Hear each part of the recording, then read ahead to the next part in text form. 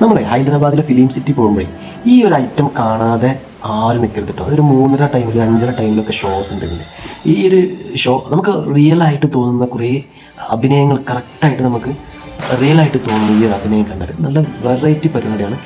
അപ്പം ഈ ഒരു ഐറ്റം കാണാതെ ആരും മിസ് ചെയ്യരുത്. ഫിലിം സിറ്റി പോകും.